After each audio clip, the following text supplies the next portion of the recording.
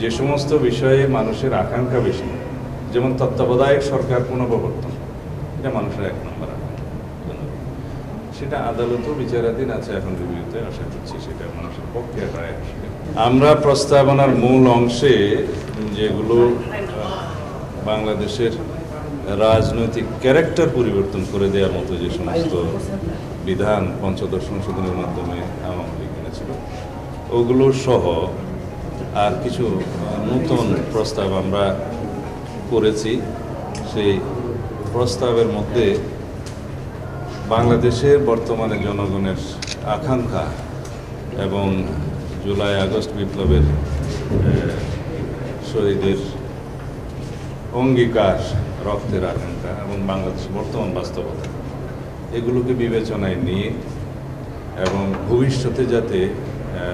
Parliamentary ফুয়ারের সৃষ্টি না হয়, এখন আয়কতন্ত্রের সৃষ্টি না হয়, সেগুলো মাথায় রেখেই আমরা আমাদের সমস্ত প্রস্তাবনাগুলো দিয়েছি। যেমন আমরা রাষ্ট্র ক্ষমতায় প্রধানমন্ত্রী এবং রাষ্ট্রপতির মধ্যে ক্ষমতার ভারসাম্য আনয়নের জন্য বিধান রেখেছি এবং পরপর 2বারের বেশি প্রধানমন্ত্রী পদে কেউ আসীন হবেন না, সেই বিধান রেখেছি। আমরা নতুন করে পার্লামেন্টের উচ্চ কক্ষ সৃষ্টির বিধান প্রস্তাব করেছি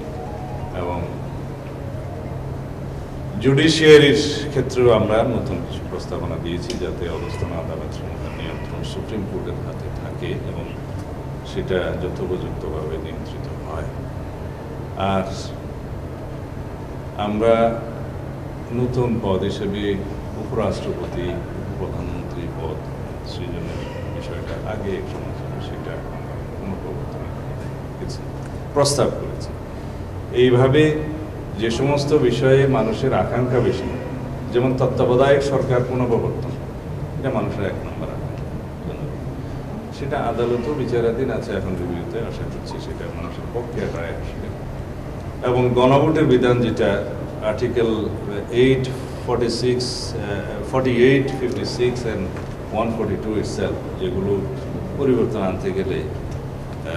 এবং প্রস্তাবনাতে পরিবর্তন আনতে গেলে যে গণভোটের বিধান ছিল, যেটা আওয়ামী লীগ উড়িয়ে দিয়েছিল, সেগুলো পুনঃপ্রবর্তনের জন্য প্রস্তাব করেছি। এইভাবে আমরা প্রস্তাবনা প্রজাতন্ত্র, নির্বাহী বিভাগ, বিচার বিভাগ, আইন বিভাগ সহ এবং নির্বাচন কমিশন সহ সর্বত্র তফসিল সহ আমরা সব বিষয়েই আমরা অ্যাড্রেস করেছি, যাতে একটি গণতান্ত্রিক সংস্কার সাধিত হয় সংবিধানের এবং সেটার উপকার বাংলাদেশের